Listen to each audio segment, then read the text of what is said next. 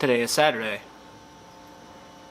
And welcome back. So, we got some exciting stuff that we are going to be doing today. I kind of wish I had brought it over, but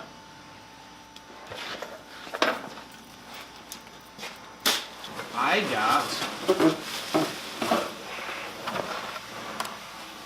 this. So, this is just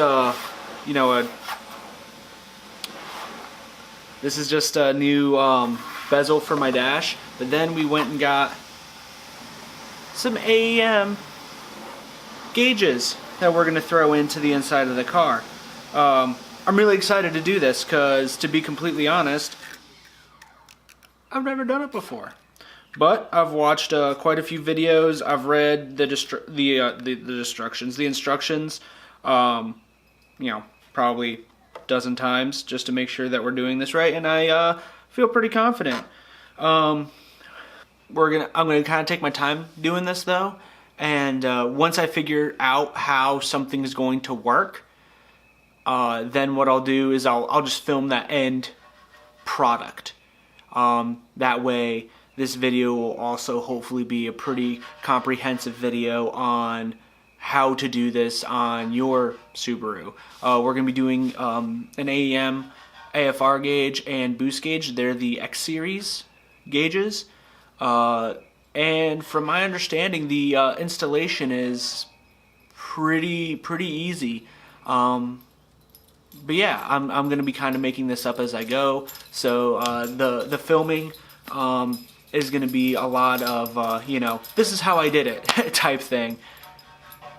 Yeah, I don't know. You guys will see. We're going to do it the way we always do it. We're going to make it up. So, yeah, hopefully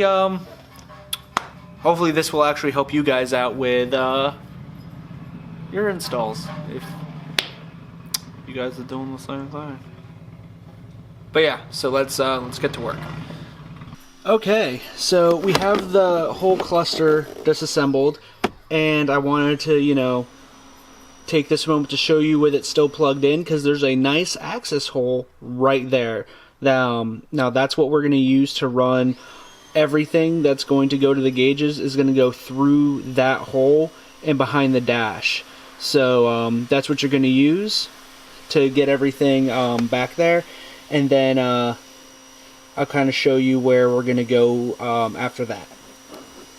Okay, so what I just did, if I can get my camera to focus, is I just went through and I labeled where each end goes. So it's either AFR sensor, this is for the boost power.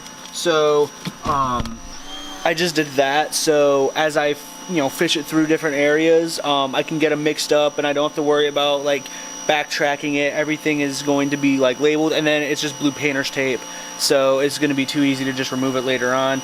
But I would highly recommend doing that prior to getting too crazy into routing things, just because I have a feeling it's going to make it a lot easier to route the way it needs to be routed. Alright, so professional tip, do this with a friend. We managed, God, it's so dark in here.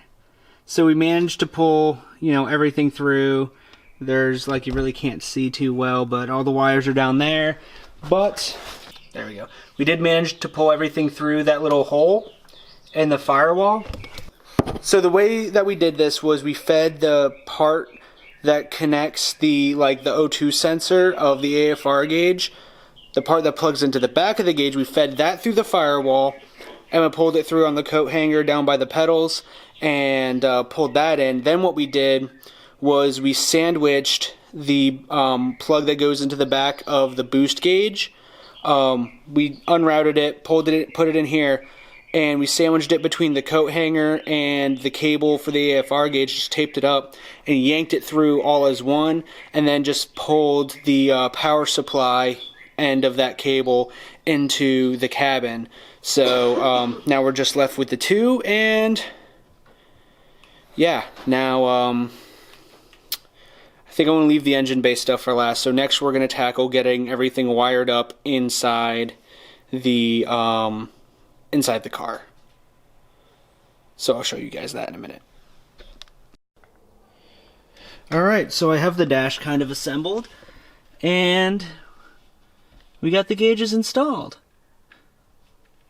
Might need to bevel them, or not bevel, might need to adjust them, do some customization, because my AFR gauge gets in the way of my high beams, and I have to have the steering wheel a little bit lower than I prefer, and they kind of sit a little wonky, but we'll save that for once we get the rest of the wiring down here taken care of. And I'm not quite sure how I'm going to be able to show you guys what we wire or how we do it, but yeah, it's kind of dark. We'll find out. We'll find it. Alright, and we're back. It's a new day. Today is Sunday. So, yesterday wrapped up with getting the gauges installed. I checked them, and they actually work. I'll show you guys.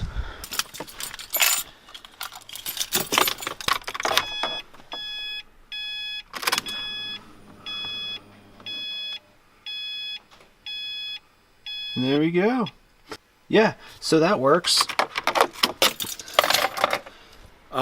But next, I'll try to show you how I did it.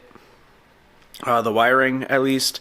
It's pretty straightforward. Okay, so I showed you how I routed all the gauges through the new cluster and stuff like that. So we have that part taken care of. But if we come down here,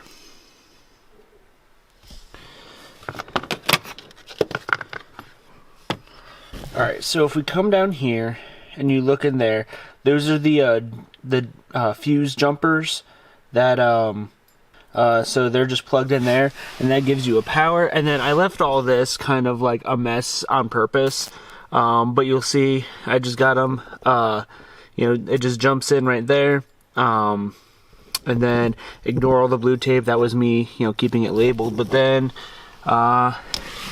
like these little bits, where am I? This bit right here, like those are the extra wires, and what I did with those is I just individually wrapped them and then just terminated them. And then that is actually, like, this bolt right here is actually just a is blank. I just found it left blank, so I just like sorted through my random hardware, found a bolt that was a perfect fit, and I'm using that as my grounds. That's the inside of the car.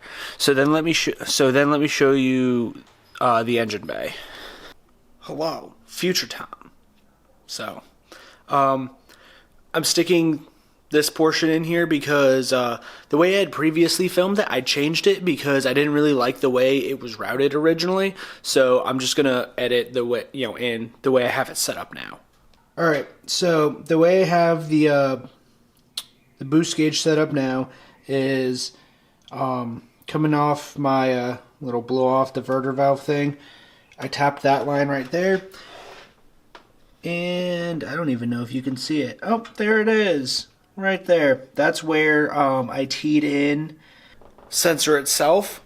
So it just took the OE line, plugged it into the little T-fitting. I actually ended up using a T-fitting that I had because the one they provide is like really small and like kind of shitty, and I low-key broke it. Someone's home. So because it was kind of, crummy and I broke it anyways, replaced the fitting, but it works just fine. And then I ran some new tubing from the blow-off down to the T, and it's a pretty straightforward process. But now the sensors just zip tied in place down there. And then the AFR gauge plugs into the bung that's on the cob downpipe that I have. And it looks like it's pulling really hard. It's really not. It's just, the way I have it. And I just have the plug literally just tucked up behind my AOS. And I actually routed the cable for it right behind this line that I'm pointing to right here. That's it. And it just goes back into the little hole. And I need to put a grommet in there so it's not so, you know, jagged wall-esque. But yeah, so that's how I have it routed now.